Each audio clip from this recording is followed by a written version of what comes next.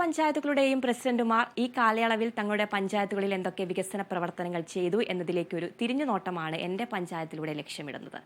പത്തനംതിട്ട ജില്ലയിലെ കടപ്ര പഞ്ചായത്ത് പ്രസിഡന്റ് നിഷ അശോകനുണ്ട് നമ്മളോടൊപ്പം. സ്വാഗതം ശ്രീമതി നിഷ. ഇതുവരെയുള്ള ഭരണ സംവിധാനത്തിന്റെ ക്ഷേമ വികസന നേട്ടങ്ങളെ എങ്ങനെയാണ് ഒന്ന് ഒറ്റനോട്ടത്തിൽ വിലയിരുത്താനാവുക? നമസ്കാരം, ഞാൻ കടപ്ര പഞ്ചായത്ത് പ്രസിഡന്റാണ്. ഞങ്ങളുടെ കടപ്ര പഞ്ചായത്തിനെ സംബന്ധിച്ച് പറയുകയാണെങ്കിൽ 15 വാർഡാണുള്ളത്.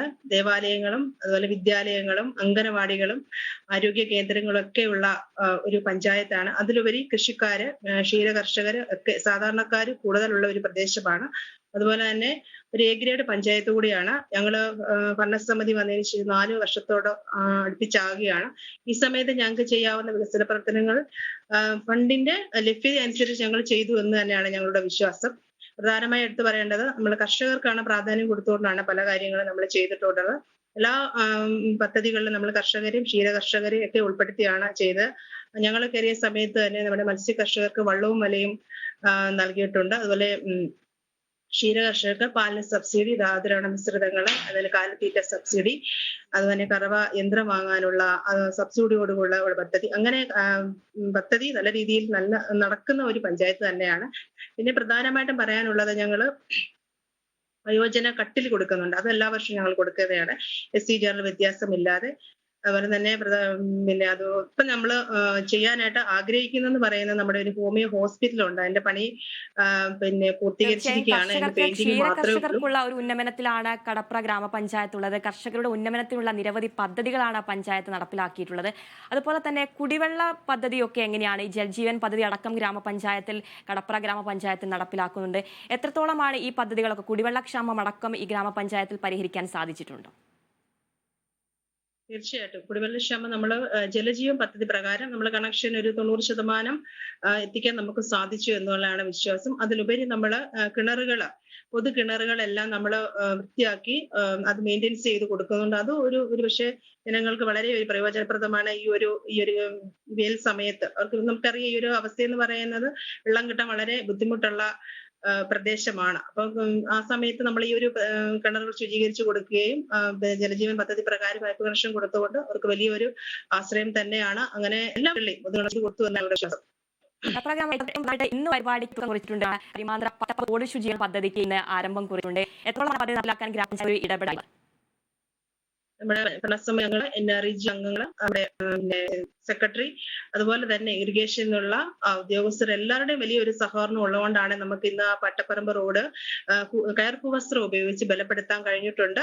അതിനുപരി നമ്മൾക്ക് റോഡ് അതിനോട്ടുള്ള വളരെ മാലിന്യമായി കിടക്കുന്ന ഒരു തോടായിരുന്നു. അത് നല്ല രീതിയിൽ ഇന്ന് ഞങ്ങൾ ഉദ്ഘാടന കർമ്മം നിർവഹിച്ചു. രാവിലെ 11 മണിക്കായിരുന്നു. ഞങ്ങൾ 11:30യോടുകൂടി ഞങ്ങൾക്ക് കമ്മിറ്റിക്ക് ശേഷം ഞങ്ങൾ പോയി അതിന്റെ ഉദ്ഘാടന കർമ്മം നിർവഹിച്ചു. NREG അംഗങ്ങൾ വളരെ നല്ല രീതിയിൽ അതിന് അക്ഷീണം പരിശ്രമിച്ചതിന്റെ ഭാഗമായിട്ടാണ് ഇന്ന് ആ തോട് നല്ല രീതിയിൽ നവീകരിച്ചിട്ടുണ്ട്. അവർക്ക് അഭിനന്ദനങ്ങളും ആശംസകളും ഒക്കെ അർപ്പിച്ചിട്ടാണ് ഞങ്ങൾ വന്നിട്ടുള്ളത്. തീർച്ചയായിട്ടും ഇനിയും ഇതുപോലെയുള്ള മാലിന്യമുക്ത നവകേരളത്തിന്റെ ഭാഗമായിട്ട് ഇനി ഞങ്ങള് തോടുകള് നവീകരിക്കാനാണ് ഞങ്ങൾ തീരുമാനിച്ചിരിക്കുന്നത്. തീർച്ചയായിട്ടും മാലിന്യ സംസ്കരണ രംഗത്ത് നിരവധി പ്രവർത്തനങ്ങളാണ് കടപ്ര ഗ്രാമപഞ്ചായത്ത് ചെയ്തിരിക്കുന്നത്. അതുപോലെ തന്നെ കടപ്ര ഗ്രാമപഞ്ചായത്തിന്റെ ഏറ്റവും അഭിമാനമായ ഒന്നായിരുന്നു കൂടുതൽ ടോയ്ലറ്റ് നിർമ്മിച്ച് നൽകിയ പഞ്ചായത്തിന്റെ അവാർഡ് ലഭിച്ചിട്ടുണ്ട്. എങ്ങനെയാണ് ഈ പദ്ധതി നടപ്പിലാക്കാൻ പഞ്ചായത്തിൽ സാധിച്ചിട്ടുള്ളത്? നമ്മള് ടോയ്ലറ്റ് ഇല്ലാത്ത പിന്നെ വാർഡുകളുണ്ട്. അത് ജനപ്രതിനിധികളോട് ചോദിച്ചതിന് ശേഷം അവരുടെ വാർഡുകൾ എത്ര പേരുണ്ട്, ടോയ്ലറ്റ് ഇല്ലാത്ത എത്ര പേരുണ്ട്, അതനുസരിച്ച് നമ്മൾ ഫണ്ട് പിന്നെ ഉൾപ്പെടുത്തുകയും അതിനനുസരിച്ച് നമുക്ക് ഇല്ലാത്തവർക്ക് കൊടുക്കുകയും ചെയ്തതുകൊണ്ട് കൂടുതൽ പേർക്ക് നമുക്ക് ടോയ്ലറ്റ് നിർമ്മിച്ച് നൽകാൻ സാധിച്ചു. അത് സ്കൂളുകൾക്കായാലും നമ്മള് പിന്നെ അവര് പറയുന്ന കാര്യങ്ങൾ, ഈ പിന്നെ ശുചിത്വമായിട്ട് ബന്ധപ്പെട്ട് പറയുന്ന കാര്യങ്ങൾ നമുക്ക് ചെയ്തു കൊടുക്കാൻ സാധിച്ചിട്ടുണ്ട്. അങ്ങനെയാണ് നമ്മൾക്ക് കൂടുതൽ ടോയ്ലറ്റ് നിർമ്മിച്ച് നൽകി എന്നുള്ള ഒരു അവാർഡ് ജില്ലാ പഞ്ചായത്തിന് കരസ്ഥമാക്കാൻ സാധിച്ചത്. ആരോഗ്യ മേഖലയിലടക്കം നിരവധി പ്രവർത്തനങ്ങളാണ് പഞ്ചായത്ത് നടപ്പിലാക്കിയിരുന്നത്. ഇനി സ്വന്തമായി ലാബ് തുടങ്ങാനുള്ള ശ്രമത്തിലാണ് ഗ്രാമപഞ്ചായത്ത് ഉള്ളത്. എങ്ങനെയൊക്കെയാണ് ആരോഗ്യ മേഖലയിൽ ഗ്രാമപഞ്ചായത്തിന്റെ ഒരു ഇടപെടൽ ഉണ്ടായിട്ടുള്ളത്?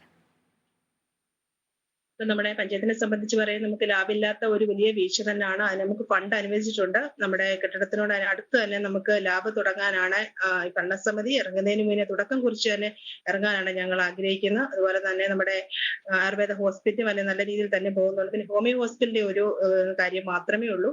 അത് നമ്മൾക്ക് ഞാൻ സൂചിപ്പിച്ചതുപോലെ തന്നെ അതിന്റെ വർക്കുകളെല്ലാം കഴിഞ്ഞ് ഇനി പെയിന്റിംഗ് മാത്രമേ ഉള്ളൂ. അത് ഈ ഒരു അടുത്ത ആഴ്ചത്തോടെ ഞങ്ങൾ തുടങ്ങാൻ ആഗ്രഹിക്കുകയാണ്. അതിന്റെ ഉദ്ഘാടന കർമ്മം ഉടനെ തന്നെ നിർവഹിക്കുന്നതാണ്. സ്ത്രീ ശാക്തീകരണ രംഗത്ത് ഗ്രാമപഞ്ചായത്തിന്റെ ഒരു ഇടപെടൽ എത്രത്തോളമാണ്? കുടുംബശ്രീ അടക്കമുള്ള സംവിധാനങ്ങൾ സഹകരിച്ചുകൊണ്ടുള്ള പ്രവർത്തനങ്ങൾ എങ്ങനെയാണ് നടപ്പിലാക്കുന്നത്? സ്ത്രീ ശാക്തീകരണത്തെ കുറിച്ച് പറയുമ്പോൾ കുടുംബശ്രീ, ഹരിതകർമ്മസേന, NREG ഇതൊക്കെ നമ്മൾ ഭരണസമിതിയോട് ഏത് കാര്യത്തിലും ഭരണസമിതി ഇടുന്ന ഏത് പ്രോഗ്രാമിനും അത് വിജയിപ്പിക്കാനും ഒക്കെ ഞങ്ങളോടൊപ്പം നിൽക്കുന്നവരാണ് ഈ മൂന്ന് പിന്നെ കുടുംബശ്രീ, NREG, അതുപോലെ ആശാപ്രവർത്തകർ, അംഗനവാടി ടീച്ചേഴ്സ് എല്ലാവരും. പ്രധാനമായി എടുത്തുകൊണ്ട് കുടുംബശ്രീ നമ്മളെ വിളിക്കുന്ന പ്രോഗ്രാമിനും എല്ലാത്തിനും വരുന്നുമുണ്ട്. അതിൽ ഹരിതകർമ്മസേന അംഗങ്ങള് മാലിന്യമുക്തത്തിന്റെ ഭാഗമായിട്ട് നമ്മൾ ആദ്യം തന്നെ സ്കൂളാണ് ഒക്ടോബർ 2 നമ്മൾ സ്കൂള് വൃത്തിയാക്കി. അതിന് നമ്മളോടൊപ്പം സഹകരിച്ചിട്ടുണ്ട്. അവർക്ക് ഹരിതകർമ്മസേന നമുക്കൊക്കെ അറിയാം, നമ്മുടെ വീടുകളെ പ്ലാസ്റ്റിക് ശേഖരണത്തിനായി എത്തുന്നവരാണ്. അവർക്ക് നമ്മൾ വലിയ പ്രാധാന്യം കൊടുത്തുകൊണ്ടാണ് മുന്നോട്ട് പോയിക്കൊണ്ടിരിക്കുന്നത്. അതിന്റെ ഭാഗമായിട്ട് കഴിഞ്ഞ ദിവസം നമ്മൾ ട്രോളി വിതരണം ചെയ്തു, യൂണിഫോം കൊടുത്തു.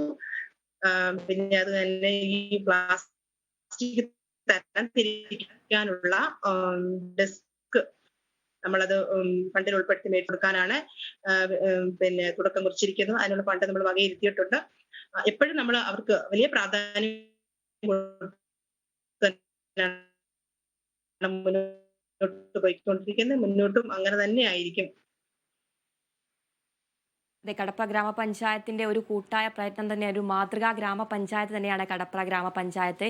ഈ പദ്ധതികളൊക്കെ നടപ്പിലാക്കുമ്പോൾ ഏതെങ്കിലും തരത്തിലുള്ള വെല്ലുവിളികൾ, പ്രതിസന്ധികൾ ഉണ്ടായിട്ടുണ്ടോ? ഈ പ്രതിസന്ധികളൊക്കെ പരിഹരിച്ച് എങ്ങനെയാണ് ഈ ഒരു പദ്ധതികളൊക്കെ നടപ്പിലാക്കാൻ സാധിച്ചിട്ടുള്ളത്?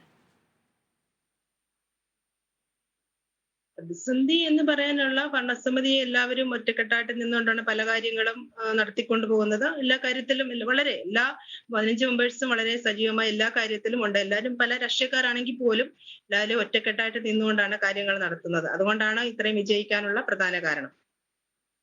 തീർച്ചയായും കൂട്ടായ ഒരു പ്രയത്നം തന്നെയാണ് ഇത്തരത്തിലൊരു മാതൃകാ ഗ്രാമപഞ്ചായത്താക്കി മാറ്റുന്നത്. ഗ്രാമീണ റോഡുകളുടെയും വഴിവിളക്കുകളുടെയും സംവിധാനം എങ്ങനെയാണ് ഗ്രാമപഞ്ചായത്തിലുള്ളത്? എത്രത്തോളമാണ് ഈ ഒരു പദ്ധതികളൊക്കെ നടപ്പിലാക്കാൻ ഗ്രാമപഞ്ചായത്തിന് സാധിച്ചിട്ടുള്ളത്? വഴിവിളക്കുകള് നമ്മൾ കഴിഞ്ഞ ഇപ്പം 2 മാസം കഴിഞ്ഞുള്ളൂ. എല്ലാ വാർഡിലും നമ്മൾ ബൾബുകളെല്ലാം ഇട്ട് കൊടുത്തിട്ടുണ്ട്. പിന്നെ ഗ്രാമീണ റോഡുകൾ പൂർണ്ണമായിട്ടും എല്ലാം ചെയ്തു കൊടുത്തു എന്ന് ഒരിക്കലും ഞാൻ ആ അഭിപ്രായത്തോട് യോജിക്കുന്നില്ല. പല റോഡുകളും ഇതായിട്ട് കിടപ്പുണ്ട്, അതെനിക്കറിയാം. പക്ഷെ നമ്മൾ ഫണ്ടുകളൊക്കെ വരുന്ന ഫണ്ടുകൾ നമ്മൾ കൃത്യമായിട്ട് 15 മെമ്പേഴ്സിന് തുല്യമായിട്ട് വിധിച്ചുകൊണ്ടാണ് പോകുന്നത്. ആർക്കും കൂടുതലോ കുറവോ ഇല്ല. ഒരു രാഷ്ട്രീയം നോക്കാതെയാണ് നമ്മൾ ഇന്ന് വരെ ചെയ്തുകൊണ്ടിരിക്കുന്നത്. ആ ഫണ്ടിനനുസരിച്ച് മെമ്പർമാർ കൃത്യമായിട്ട് അവരുടെ വാർഡുകളിലെ വർക്കുകൾ ചെയ്യുന്നുണ്ട്. അതെനിക്ക് കൃത്യമായ ബോധ്യമുണ്ട്. വിദ്യാഭ്യാസ മേഖലയിലടക്കം ഗ്രാമപഞ്ചായത്തിന്റെ ഒരു ഇടപെടൽ എങ്ങനെയാണ്? അതുപോലെ തന്നെ പിന്നാക്ക വിഭാഗത്തിലുള്ള കുട്ടികളൊക്കെ ഉണ്ട്, അവർക്കുള്ള ലാപ്ടോപ്പ് വിതരണം അടക്കമുള്ള സംവിധാനങ്ങളിൽ എങ്ങനെയാണ് പഞ്ചായത്തിന്റെ ഒരു ഇടപെടൽ ഉണ്ടായിട്ടുള്ളത്? നമ്മൾ ഈ പ്രാവശ്യം SC കുട്ടികൾക്കായിട്ട് ലാപ്ടോപ്പ് കൊടുക്കുന്നുണ്ട്. അതുപോലെ തന്നെ മേശയും കസേരയും കൊടുക്കുന്നുണ്ട്. അവർക്ക് നമ്മൾ പിന്നെ വലിയ ഇതില് കൂടുതൽ നമ്മൾക്ക് മാനദണ്ഡം ഉണ്ട്. അതനുസരിച്ച് നമ്മൾ കൊടുക്കുന്നുണ്ട്. സ്കോളർഷിപ്പ് ഉണ്ട്. പിന്നെ നമ്മുടെ ഗവൺമെന്റ് തല സ്കൂളുകൾക്ക് അവര് പറയുന്ന ടീച്ചേഴ്സ് നമ്മളോട് പറയുന്നതില്ല എന്ന് പറയുമ്പോൾ തന്നെ നമ്മൾക്ക് ആ ഫണ്ടിന്റെ ഇതനുസരിച്ച് തന്നെ നമ്മളെല്ലാം ചെയ്തു കൊടുക്കാൻ ശ്രമിക്കുന്നുണ്ട്. പല സ്കൂളുകളിലും മെയിൻ്റെനൻസ് ഉണ്ട്. പിന്നെ റൂഫിന്റെ ഒരു പ്രശ്നം ഉണ്ടെന്നൊക്കെ അറിയിച്ചിട്ടുണ്ട്. തീർച്ചയായിട്ടും നമ്മൾ ഈ പ്രാവശ്യം പദ്ധതിയിൽ ഉൾപ്പെടുത്തിയിട്ടുണ്ട്. കഴിഞ്ഞ പ്രാവശ്യം നമുക്ക് ചെയ്തു കൊടുക്കാൻ പറ്റുന്ന കാര്യങ്ങളൊക്കെ നമ്മൾ ചെയ്തു കൊടുത്തിട്ടുണ്ട്. ഈ ടൂറിസം മേഖലയ്ക്ക് സാധ്യതയുള്ള ഒരു പ്രദേശമാണോ കടപ്ര ഗ്രാമപഞ്ചായത്ത്? എത്രത്തോളം അങ്ങനെയുള്ള പദ്ധതികളിലൊക്കെ ഇടപെടാൻ ഗ്രാമപഞ്ചായത്തിന് സാധിച്ചിട്ടുണ്ട്? നമ്മളെ കടപ്പുറ പഞ്ചായത്തിനെ സംബന്ധിച്ച് പറയുകയാണെങ്കിൽ ഞങ്ങള് കയറിയ സമയത്ത് തന്നെ നമ്മൾ ഈ ടൂറിസംന്റെ ഒരു പ്രൊജക്ട് എടുത്ത് ചെയ്യണമെന്ന ഒരു ആഗ്രഹത്തോടു കൂടിയാണ് അതിന് നമ്മൾ ഫണ്ടും വകയിരുത്തി ഒരു 4 മണി കാറ്റ് എന്നും പറഞ്ഞുകൊണ്ട് ഒരു പിന്നെ ടൂറിസം അതിന് പേരുമൊക്കെ ഇട്ട് ഞങ്ങളത് ചെയ്യണമെന്നുള്ള ഇതിലായിരുന്നു. പക്ഷെ അതിന്റെ സാങ്കേതിക പ്രശ്നങ്ങൾ ഞങ്ങൾക്ക് അത് പിന്നെ തടസ്സം ഒഴിവാക്കാൻ കഴിഞ്ഞില്ല എന്ന് തന്നെ വേണം പറയാന്. ഇപ്രാവശ്യമെങ്കിലും ഞങ്ങൾ അത് ചെയ്യണമെന്ന് വിചാരിക്കുന്നു. അതിന്റെ തടസ്സങ്ങൾ സത്യം ഈ ഒരു ലൈവ് മീറ്റിനോട് പറയാൻ ഞാൻ ആഗ്രഹിക്കുന്നില്ല. അതുകൊണ്ടാണ്. ഇനിയുള്ള ഗ്രാമപഞ്ചായത്തിൽ നടപ്പിലാക്കാൻ പോകുന്ന ഭാവി പ്രവർത്തനങ്ങൾ, ഏതെങ്കിലും പദ്ധതികൾ ഇനി പൂർത്തീകരിക്കാനുണ്ടോ? അത് സംബന്ധിച്ചുള്ള എങ്ങനെയാണ്? ഞങ്ങളുടെ ഏറ്റവും വലിയൊരു സ്വപ്നമാണ്, വികസന സ്വപ്നം എന്ന് പറയും, ഞങ്ങളുടെ ആനന്ദുരുത്തി ചന്ത ഷോപ്പിംഗ് കോംപ്ലക്സ് ഇവിടെ പണിയുക എന്നുള്ള ലക്ഷ്യമാണ്. അത് കഴിഞ്ഞ ദിവസം പ്രതിപക്ഷ നേതാവ് വന്ന് അതിന് തറക്കല്ലിട്ടു. അതിന്റെ ഭാവി പരിപാടിയിലേക്ക് കടന്നിരിക്കുകയാണ്. അതിന്റെ ഇപ്പോൾ എന്റെ വർക്കുകളൊക്കെ തുടങ്ങുകയാണ്.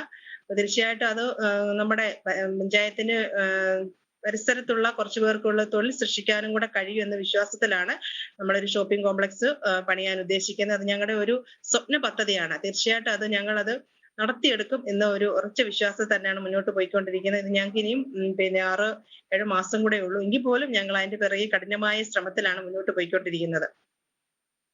തീർച്ചയായും ആ സ്വപ്ന പദ്ധതി യാഥാർത്ഥ്യമാകട്ടെ എന്ന് ആശംസിക്കുകയാണ്. ഇടുക്കി ജില്ലയിലെ അയ്യപ്പൻകോവിൽ ഗ്രാമപഞ്ചായത്ത് പ്രസിഡന്റ് ജയമോൾ ജോൺസണും പത്തനംതിട്ട ജില്ലയിലെ കടപ്ര പഞ്ചായത്ത് പ്രസിഡന്റ് നിഷ അശോകൻ എന്നിവരാണ് നമ്മോടൊപ്പം പഞ്ചായത്തിലെ വികസന പ്രവർത്തനങ്ങൾ പങ്കുവച്ചത്. നന്ദി ശ്രീമതി നിഷ അശോകൻ. ഇന്നത്തെ ഈ എപ്പിസോഡ് ഇവിടെ അവസാനിക്കുകയാണ്. പങ്കെടുത്ത എല്ലാവർക്കും നന്ദി, നമസ്കാരം.